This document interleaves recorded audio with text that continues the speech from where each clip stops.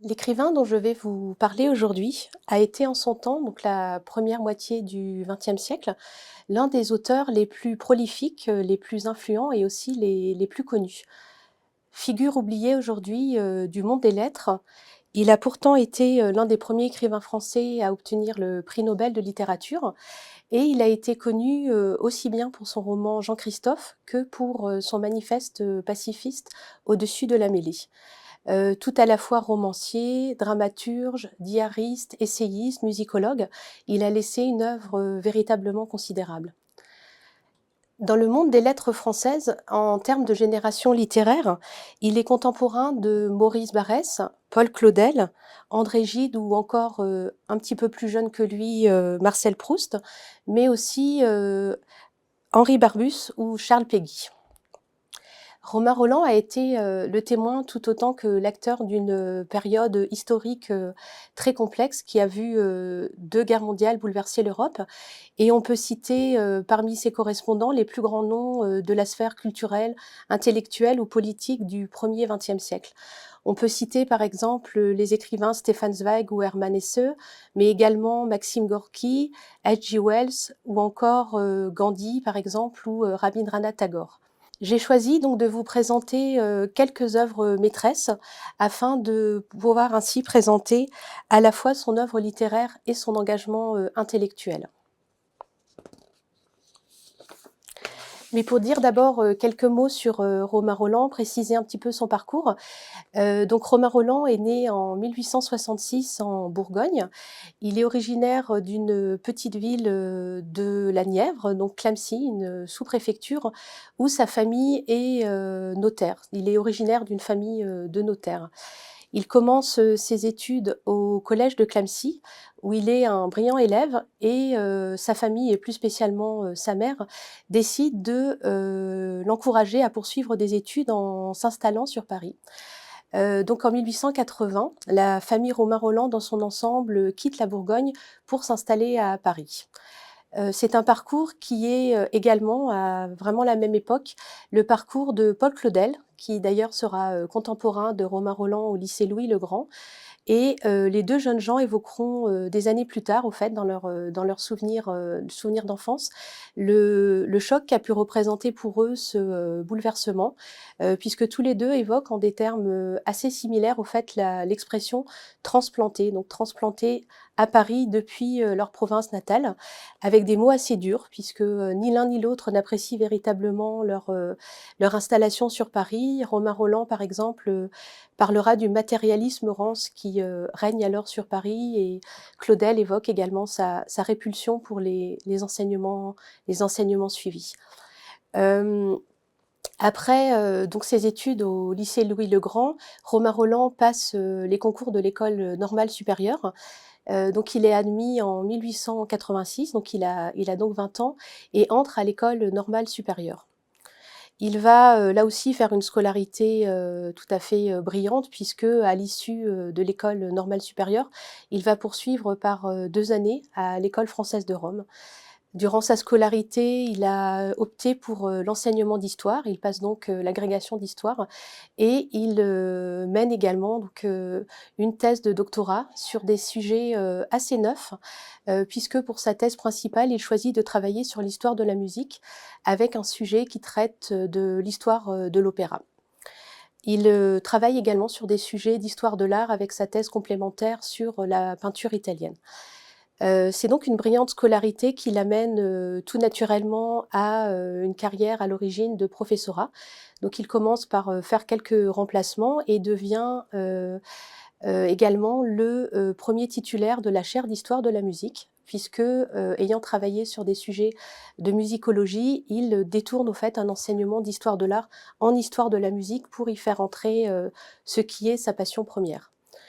On pourrait donc dire qu'il mène une brillante carrière, mais toutefois ce n'est pas la carrière à laquelle il se destinait, et il n'est pas véritablement satisfait ni de sa réussite scolaire, ni de son succès en tant que professeur. Et bien vite, au fait, il commence évidemment en parallèle une carrière littéraire. J'ai donc choisi, pour évoquer la carrière littéraire, de présenter essentiellement 3 œuvres qui sont, très importantes dans le parcours de Romain Rolland. Et la première œuvre, dont il faut parler, qui est véritablement, une œuvre très importante, est, un petit, fascicule qui s'appelle La vie de Beethoven et qui paraît en 1903. La vocation première de Romain Rolland a été le théâtre, donc il a tout d'abord écrit un certain nombre de drames historiques, donc son inspiration est essentiellement tournée sur, la période de la Révolution française. Donc Romain Rolland fait partie de cette génération qui a une vingtaine d'années en 1889, au moment de la célébration du premier centenaire de la Révolution française. Donc il est très marqué par cette période historique et la plupart de ses drames traitent de sujets inspirés de la Révolution française. Certaines de ses pièces sont jouées, mais il ne connaît pas de véritable succès. Et certaines de ses pièces sont publiées, et notamment par Charles Péguy, dans les Cahiers de la Quinzaine. Alors Charles Péguy est un petit peu plus jeune que Romain Rolland, mais il l'a rencontré à l'École normale supérieure, puisque Romain Rolland a été professeur à l'École normale supérieure et a été, donc une année avant que Péguy ne démissionne, le professeur de Péguy. Donc c'est ainsi que les deux hommes se rencontrent. Et donc après les pièces de théâtre, Péguy publie ce petit fascicule qui donc raconte la vie du compositeur allemand et qui va être véritablement le premier succès important de Romain Rolland, avec des propos qui vont demeurer très célèbres et qui résument assez bien la pensée de Romain Rolland. Donc je cite quelques lignes de la préface et qui permettent de bien comprendre en fait le sens de la pensée et du message de Romain Rolland. Je cite Rolland. Je n'appelle pas héros ceux qui ont triomphé par la pensée ou par la force. J'appelle héros seuls ceux qui furent grands par le cœur. Donc je cite ces quelques lignes de la préface à Beethoven, car ils vont souvent être repris par de nombreuses personnes et vont véritablement figurer comme un message important de l'œuvre de Rolland. La vie de Beethoven, donc ce fascicule, est également évoqué par Charles Péguy lui-même quelques années plus tard, dans son article Notre jeunesse en 1910. Donc je cite cette fois Charles Péguy évoquant le grand succès de la vie de Beethoven. Le Beethoven de Romain Rolland venait de paraître. Nos abonnés se rappellent encore quelle soudaine révélation fut ce cahier, quel émoi il souleva d'un bout à l'autre, comme il se répandit soudainement, comme une vague, comme en dessous, pour ainsi dire instantanément, comme il fut soudainement, instantanément, dans une révélation aux yeux de tous, dans une entente soudaine, dans une commune entente, non point seulement le commencement de la fortune littéraire de Romain Rolland et de la fortune littéraire des cahiers, mais infiniment plus qu'un commencement de fortune littéraire, une révélation morale. Soudaine, un pressentiment dévoilé révélé, la révélation, l'éclatement, la soudaine communication d'une grande fortune morale. Donc ce témoignage de Péguy est là aussi très intéressant, puisqu'au fait, l'œuvre et la pensée de Romain Rolland est vraiment à comprendre sous cet angle, et sous cet angle de la dimension morale qui imprègne toute l'œuvre de l'écrivain. Et le sens de son combat est aussi à comprendre, on le verra également par la suite, mais comme un combat moral, et notamment un combat contre l'adversité et le fait de refuser de se plier à l'adversité. Dans la prolongation de cette première biographie, au fait, Romain Rolland va écrire également 2 autres ouvrages d'une série qui s'appelle donc Les vies des hommes illustres. Et donc après Beethoven, on trouve également une vie de Michel-Ange et une vie de Tolstoï. La musique va rester donc tout au long de la vie un élément très important pour Romain Rolland. Donc on l'a dit déjà, il a travaillé en histoire de la musique, il a été le premier titulaire de la chaire de musicologie en Sorbonne, et il va poursuivre également donc par de nombreuses autres études musicales, notamment 2 textes, un recueil, 2 recueils de textes en 1908, Les musiciens d'aujourd'hui, musiciens d'autrefois. Et il poursuivra également des années plus tard avec pour le coup, une biographie bien plus importante de Beethoven en 7 tomes, qui va véritablement faire date. Donc Beethoven, les grandes époques créatrices, qu'il commencera au lendemain du centenaire de Beethoven en 1927 et qu'il poursuivra quasiment jusqu'à ses derniers jours. Mais quand il évoquera le premier texte de la vie de Beethoven, il indique ne pas avoir fait là véritablement œuvre de musicologue dans ce premier texte, mais bien plutôt un acte de foi et d'amour envers le grand musicien. La seconde œuvre véritablement importante dans le parcours de Romain Rolland est un roman aujourd'hui très méconnu qui s'appelle Jean-Christophe, mais qui là aussi a été en son temps véritablement très célèbre. Et il s'agit notamment du premier roman fleuve. Donc on évoque aujourd'hui souvent l'expression de roman fleuve, mais c'est Jean-Christophe, ce récit de Romain Rolland qui est le premier roman fleuve, puisque le récit de Rolland raconte au fait la vie d'un personnage depuis sa naissance jusqu'à sa mort, en suivant le cours du Rhin, donc depuis la naissance de l'enfant jusqu'à sa mort, et avec l'image du fleuve qui se jette dans la mer, et tout le fleuve berce ainsi le rythme du roman. Jean-Christophe est commencé à peu près au moment de la vie de Beethoven, hein, donc il est publié également dans les cahiers de la quinzaine de Charles Péguy, et sa publication va s'échelonner sur quasiment une décennie, puisqu'au fait, l'œuvre va se poursuivre de 1904 à 1912. C'est un roman qui raconte la vie d'un personnage inspiré de la vie de Beethoven enfant, du moins au début de l'œuvre. Donc c'est l'histoire de Jean-Christoph Kraft, qui est un héros allemand de fait, hein, et qui tout au long de sa vie va être un personnage assez tourmenté, un génie méconnu, incompris, et qui va connaître toute une sorte d'épreuves, et dont le talent ne sera jamais véritablement reconnu par ses contemporains. Au cours de son parcours, il est amené à quitter l'Allemagne et à s'installer à Paris. Et le sujet se déroule dans une époque plus contemporaine, au fait, par rapport au début du roman. Et à Paris, il rencontre notamment un poète français, un jeune normalien, qui s'appelle Olivier, originaire de Bourgogne, qui est en partie une sorte de double littéraire de Romain Rolland. L'amitié entre donc le français Olivier et l'allemand Jean-Christophe est un thème très important dans le roman, et restera aussi voilà une des raisons qui fait que ce roman est véritablement très célèbre. Je voudrais évoquer, pour évoquer justement le grand succès de ce roman qu'on a beaucoup oublié aujourd'hui, le témoignage de Jean-Richard Bloch, qui, comme beaucoup d'autres jeunes gens d'une génération postérieure à Romain Rolland, indique avoir grandi au fait avec ce personnage. Donc je cite Jean-Richard Bloch dans Le compagnon de notre jeunesse. Pendant 8 ans, le fleuve coula. De 1904 à 1912, sans arrêt, le grand flux de vie, d'amour, de création s'épanche, alternant les crues limoneuses et les filets d'eau pure. Nous, pendant ce temps, nous grandissions, nous achevions de nous former, nous débouchions dans la vie. Chaque saison en fascicule nous arrivait, scandant notre marche, nos amitiés, nos amours. Nos défaites et nos victoires se mêlaient intimement à celles du pauvre et rude héros. Nous ne faisions plus de différence entre nos aventures et les siennes, les deux destins sentaient l'un sur l'autre. Donc je vous cite ici un témoignage, mais il y en a de nombreux autres indiquant véritablement comment Jean-Christophe a été très lu et très influent dans la jeunesse, et notamment les jeunes lettrés de cette première décennie du XXe siècle. Le roman est également très vite traduit et du coup connaît une postérité également à l'international. Donc il est d'abord traduit dès 1910 en Angleterre. Il est également traduit ensuite aux États-Unis, en Scandinavie, en Italie, et en 1914, il vient également d'être traduit en allemand. Il s'impose également, par exemple, dans les écoles primaires françaises, et on trouve dès 1910 ou 1912 des premiers extraits de Jean-Christophe dans les dictées ou dans les manuels scolaires. Et Romain Rolland obtient également en 1913 le Grand Prix de littérature de l'Académie française.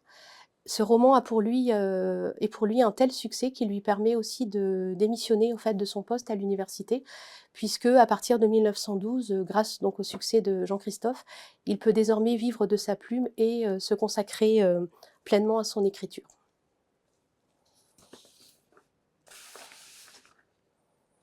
Le troisième moment important dans la vie de Romain Rolland est un tournant historique, puisque bien sûr on arrive ici à 1914.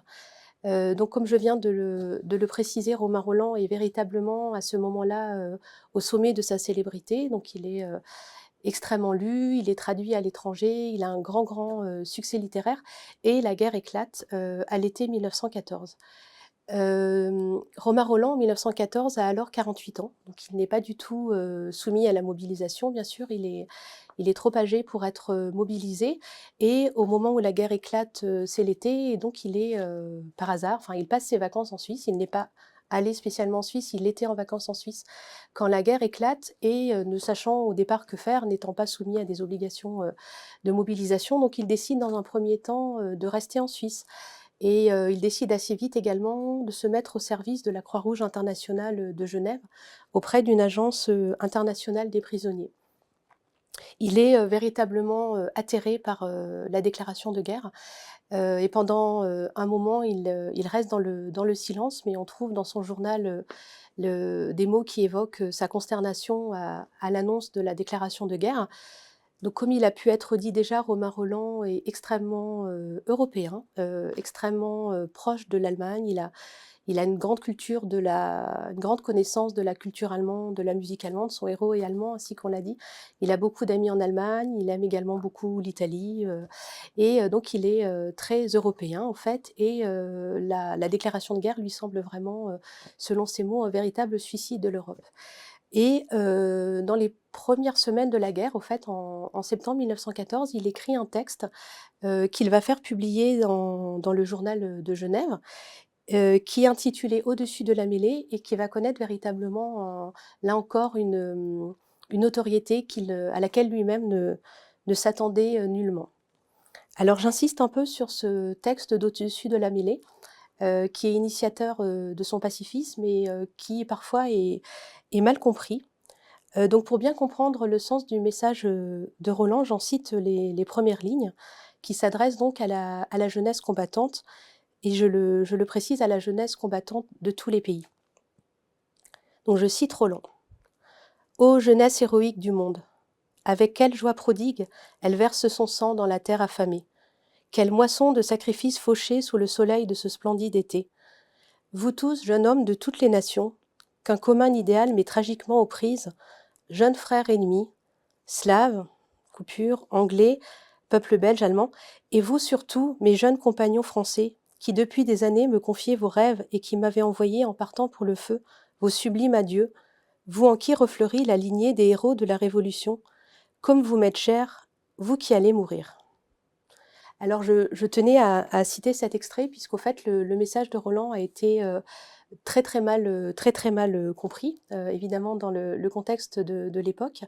Ce qui a notamment été mal compris, c'est que Romain Rolland ose dans un texte mettre sur le même plan les soldats français et les soldats allemands et s'estimer, blessé par la mort aussi bien des jeunes gens allemands que des jeunes gens français, ce qui semblait, très difficile à entendre, du côté, français au fait à ce moment-là. Donc on lui a beaucoup reproché, heu, un défaitisme au fait et le fait, justement d'être en Suisse et on a été, jusqu'à l'accuser de désertion, de s'être installé en Suisse pour se livrer, à des propos anti-français. Le message de Romain Rolland n'est pas du tout, celui-là, hein, donc c'est un message, comme je le disais, qui, s'adresse au fait aux jeunes gens et ce qu'il est important de comprendre, c'est que Romain Rolland, donc encore une fois, a 48 ans. Il n'a pas d'enfant, mais il est en âge d'être le père de combattants qui iraient combattre et au fait, dans son texte, il cherche surtout à évoquer la responsabilité des aînés, au sens large, qui n'ont pas réussi à empêcher la guerre et qui envoient à la guerre, leurs enfants ou la génération, de leurs enfants et dans le texte, il s'adresse notamment à ceux qui auraient dû, empêcher la guerre, donc notamment les intellectuels, les églises par leur message de paix et les socialistes aussi par leur, message de paix, auraient dû réussir à empêcher la guerre. Ils n'ont pas réussi et la guerre est déclarée et Romain Rolland, voilà vraiment, a la plus grande tristesse pour les jeunes soldats. Il y a des mots vraiment magnifiques dans ces textes sur ces jeunes vies, sacrifiées à la fleur de l'âge. Ce qu'il est important aussi de dire, c'est que pour Romain Rolland, donc il se positionne dans ce texte en tant qu'intellectuel et pour lui, le rôle des intellectuels était, non pas, de prendre part j'allais dire, à la guerre de façon politique, hein, donc il n'a pas du tout un message politique au sens de demander, l'arrêt des combats ou la désertion ou la fin de la guerre. Son message est de dire, que le rôle des intellectuels aurait dû être de préserver la paix, ils ont échoué, mais qu'au moins ils ne doivent pas mettre de l'huile sur le feu pendant le conflit en ajoutant, de la haine au fait, sur, la dureté de la guerre. Le texte initial d'ailleurs s'intitulait non pas «Au-dessus de la mêlée» mais «Au-dessus de la haine», ce qui résume peut-être encore mieux le message de Romain Rolland. Et donc le sens de son message est de dire que les intellectuels de tout pays, devraient, s'unir et porter une voix de paix au fait pour, préparer, les lendemains de la guerre et la paix future qui adviendra. Ce message, donc je l'ai dit, n'est pas compris. Il est, très fortement attaqué par une grande partie de l'opinion publique française, de la presse française, mais trouve malgré tout un soutien dans une partie de la presse syndicaliste, de la presse de gauche. Et de la même façon qu'il est attaqué par une partie de l'opinion, il trouve aussi, de fait, un soutien dans une partie de l'opinion qui, se reconnaît, dans ses propos, pacifistes, mais qui évidemment est une partie extrêmement minoritaire alors, mais il rallie à lui un certain nombre de jeunes gens aussi qui vont se réclamer de ce message de paix. Je veux citer également aussi le témoignage de Stefan Zweig, qui a été, un des amis, de Romain Rolland et qui évoque dans Le Monde d'hier sa rencontre, avec Romain Rolland. Donc il l'a rencontré avant la guerre, mais en évoquant cette première rencontre, il a dit de Romain Rolland: «Au premier coup d'œil, je reconnus en lui l'homme qui serait, à l'heure décisive, la conscience de l'Europe». Donc il y a vraiment ce caractère aussi très important de message européen, de défense de la civilisation européenne, qui, si elle ne peut pas être compris, par tout le monde au départ, va malgré tout lui attirer une certaine sympathie, dans, le discours qu'il a pu mener, à ce sujet. Il obtient, en 1915, donc en pleine guerre, le prix Nobel de littérature, ce qui là aussi, fait quelque peu débat. Est-ce que le prix Nobel lui est attribué, alors c'est un prix Nobel de littérature, donc le prix Nobel a priori lui est attribué, pour Jean-Christophe. En tout cas, c'est ainsi que la mention du prix lui est décernée, c'est à Jean-Christophe qu'il est fait référence. Mais certains y voient également un message qui serait de, voilà, soutenir son action, pacifiste avec la popularité, de ce texte, au-dessus de la mêlée. Donc Romain Rolland, encore une fois, malgré lui, parce que finalement, il ne s'attendait pas à cette postérité, va se retrouver un petit peu le porte-parole de tout un mouvement, pacifiste, autour de ce message. Au lendemain de la guerre, donc il écrit beaucoup d'articles, d'autres articles, avant, après, hein, pendant la guerre, qui vont être assemblés en recueil. Et au lendemain de la guerre, donc au moment, de la signature du traité de Versailles, il, publie une nouvelle fois un texte, assez, célèbre également, en son temps, qui est, la déclaration d'indépendance de l'esprit, où il revient un peu sur cette idée, que le rôle des intellectuels était de se situer dans une fraternité entre les nations et de défendre la paix, la vérité. Et ce manifeste est signé par, les plus grands noms aussi des intellectuels, de l'époque, donc i et pour n'en citer que quelques-uns, Henri Barbusse, Albert Einstein, Bertrand Russell ou Stefan Zweig. Mais beaucoup d'intellectuels vont signer, cette déclaration d'indépendance de l'esprit. Romain Rolland, au lendemain de la guerre, par, donc ce message pacifiste, par l'obtention du Nobel de littérature, est donc devenu bien plus qu'un écrivain et une véritable, autorité morale. Et c'est ainsi qu'il faut comprendre, au fait, le sens de son parcours, durant l'entre-deux-guerres. Donc il fait, tout d'abord, le choix, alors, en 1919, il rentre à Paris, mais après quelques années, il décide de retourner, s'installer en Suisse, et va s'installer pour de nombreuses années au bord du lac Léman, à Villeneuve. Et c'est donc depuis, la Suisse qu'il va poursuivre une activité très importante, d'écrivain, mais plus largement aussi de penseur, de pacifiste, durant toute la période de l'entre-deux-guerres. Alors un tournant important aussi dans son œuvre est la découverte au fait de l'Orient, puisque, pendant la guerre donc, il est alors d'une certaine façon déçu, par l'Europe avec le déclenchement de la guerre. Il commence à s'intéresser à l'Orient, donc plus particulièrement à la pensée asiatique et notamment indienne. Il s'intéresse à quelques penseurs sur lesquels il écrira, des biographies dans les années 20, donc notamment, un certain Ramakrishna, Vivekananda, sur lesquels, il va écrire des œuvres et il s'intéresse également, l'un des tout premiers, à, une figure, toute importante en Inde qui est, Gandhi, qui à ce moment-là évidemment, commence, là aussi son parcours et Romain Rolland est notamment, le premier à écrire alors pas véritablement une biographie, mais un récit de la vie de Gandhi, notamment la vie et le combat de Gandhi dans les années 20, en un texte qui s'appelle, Mahatma Gandhi et qui paraît, dès 1924. Donc là encore, Rolland fait vraiment, figure de précurseur par cette découverte de Gandhi, de l'action de Gandhi.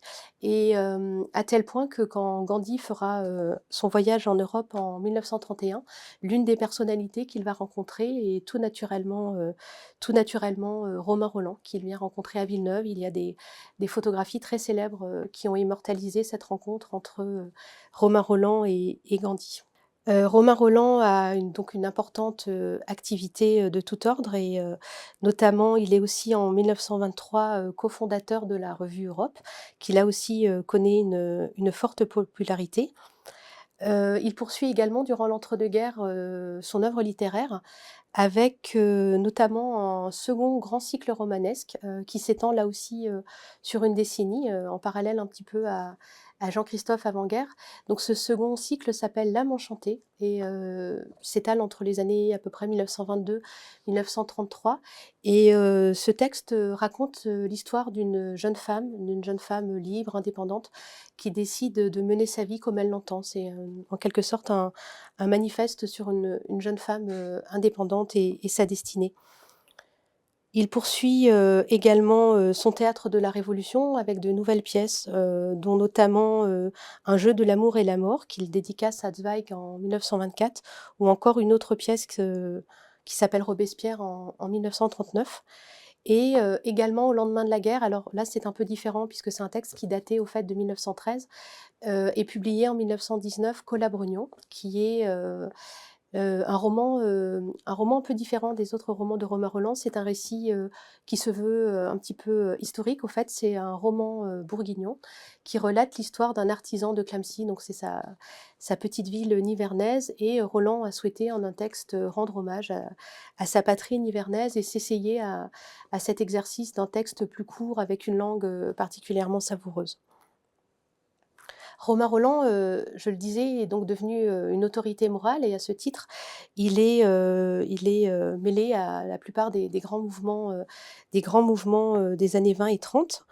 Donc il est notamment, en lien épistolaire avec Maxime Gorky qui, l'invite en URSS et il fait donc, comme bien d'autres écrivains, le voyage en URSS en 1935.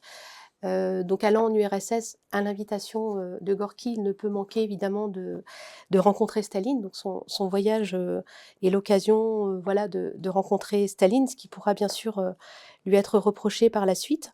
Mais le sens de son soutien à l'URSS est à voir aussi, dans le contexte de l'époque comme, le fait de pouvoir aussi, amener un barrage possible à l'Allemagne nazie. Romain Rolland, là encore, est extrêmement, lucide puisque l'un des premiers, il perçoit très, très vite, au fait, le danger, que représente l'arrivée au pouvoir, de Hitler et dès 1903, dans une lettre, au fait, il refuse une médaille Goethe que l'Allemagne vient de lui attribuer en dénonçant, au fait, le régime nazi et il est l'un des premiers, à comme ça, considérer le caractère extrêmement dangereux, du nazisme. En 1936, en France, se mène la campagne pour le Front populaire et les partis de gauche se rassemblent, dans cet espoir et la figure, littéraire qui est mise en avant est, celle de Romain Rolland. Donc auréolé aussi sans doute par le récent, voyage en URSS et il se trouve que, par hasard, mais toujours est-il qu'en 1936, Romain Rolland, fête ses 70 ans, donc c'est l'occasion là aussi, de, célébrer en grande pompe, cet anniversaire. Donc là encore, on a peine aujourd'hui à imaginer la popularité que pouvait, connaître alors, l'écrivain, mais les 70 ans de Romain Rolland sont célébrés à la Mutualité, à Paris. avec une tribune où se trouvent, Aragon, Gide, Malraux, Jean-Richard Bloch qui, célèbre la personnalité, de Romain Rolland. Aragon raconte, dans un récit, le récit de cette journée, avec notamment un défilé d'ouvriers, les métallurgistes en tête et cetera. Enfin, un récit très vivant de ce qu'est cette grande journée de commémoration des 70 ans de Romain Rolland et il conclut en disant que, Paris n'avait pas connu un tel défilé, depuis les obsèques nationales de Victor Hugo. Donc là encore, c'est pour donner idée de la popularité que pouvait, connaître alors, l'écrivain. Au printemps, donc le Front populaire, remporte les élections et à l'été 1936, dans la mise en œuvre, de la politique culturelle du Front populaire, c'est là encore Romain Rolland, qui se trouve mis à l'honneur, puisqu'on décide, de remonter alors les pièces dont j'ai pu parler déjà, mais qui n'avaient pas eu véritablement de succès, ces premières pièces du théâtre de la Révolution et notamment une pièce qui s'appelle Le 14 juillet, qui date de 1902 et qui est, montée dans le théâtre parisien de l'Alhambra. Et pour, mettre en œuvre cette pièce, on, demande à Pablo Picasso de réaliser le rideau de scène de cette pièce. Donc là encore, voilà, pour, donner idée de l'extrême, popularité. On demande également à 7 compositeurs contemporains, dont Arthur Honegger, Darius Milhaud, de composer la musique de scène du 14 juillet. C'est une pièce, extrêmement, difficile à monter elle nécessite beaucoup de figurants, donc il y a énormément de figurants, donc notamment grâce, à la au syndicat, du milieu culturel qui arrive à mobiliser, un nombre de figurants, nécessaires à la pièce et dans beaucoup de récits, on a comme ça le récit de l'énorme succès de la représentation du 14 juillet avec des spectateurs, qui à la fin, de la pièce sont debout sur scène, chantant l'Internationale, la Marseillaise et cetera. Donc visiblement un très, très grand succès. Romain Rolland qui n'était pas venu pour, la commémoration de son 70e anniversaire, donc il vit encore, en Suisse à l'époque, fait le déplacement pour, l'une des représentations du 14 juillet et revient quasi pour, la première fois en France depuis, très longtemps et est très surpris de ce succès, auquel il ne s'attendait pas. Il est maintenant un monsieur âgé. Mais voilà, donc son œuvre est véritablement, représentée et célébrée au moment de l'avènement du Front populaire. Alors ce succès-là, alors bien sûr, il y a peut-être aussi une forme de récupération politique, hein, dans ce choix de mettre à l'honneur cet écrivain, mais toujours est-il que Romain Rolland, peut-être donc suite à cet honneur qui lui est enfin rendu en France, décide de se réinstaller en tout cas, en France et en 1937, il va revenir alors non pas, à Clamecy, d'où il était originaire, mais à Vézelay qui est une petite ville, de Bourgogne à proximité de Clamecy et il s'installe en 1938 à Vézelay où il finira ses jours en 1944. Parmi les combats importants que mène Romain Rolland dans l'entre-deux-guerres, il faut bien sûr parler de son mouvement, pour la paix qui se poursuit, par de nombreuses participations à de soutien à des mouvements pour la paix. Et il est notamment parmi les plus importants, le cofondateur avec Henri Barbusse du mouvement, appelé Amsterdam Pleyel, qui date des années, 1932-1933 et qui rassemble notamment des intellectuels, pour lutter, contre la guerre et contre le fascisme. Donc là encore vraiment la lutte contre le fascisme est tout à fait importante pour, Romain Rolland. Donc j'ai déjà dit qu'il s'est montré très tôt très lucide, sur le régime nazi, à un temps où, par exemple, Stefan Zweig n'était pas encore, certain de ce que pouvait représenter le nazisme. Romain Rolland, lui, dès le départ, a compris le danger, de ce régime et de façon très étonnante, là aussi, au fait, alors qu'il a, ce passé, de pacifiste convaincu, en 1938, il est l'un des très, très rares intellectuels à être, anti-munichois. Donc il envoie au moment du voyage à Munich de Daladier un télégramme qu'il co-signe avec 2 autres, personnalités, militantes pour la paix qui sont, Paul Langevin et Francis Jourdain et les 3 hommes écrivent un télégramme à Daladier en lui demandant, ben, voilà, de ne pas céder aux exigences allemandes et de défendre au fait l'intégrité de la Tchécoslovaquie Bien sûr, le télégramme ne sera pas suivi puisque Daladier va signer les accords de Munich et Romain Rolland s'estime, véritablement déçu, par, voilà ce déshonneur, français d'avoir, accepté les conditions, du chancelier allemand. En 1939, il ne je l'ai dit, il n'a jamais désavoué, en tout cas pas dans des textes publics, le régime stalinien. Mais toutefois, en 1939, au moment de la signature du pacte germano-soviétique, il démissionne de sa présidence de l'association des amis, de l'Union soviétique.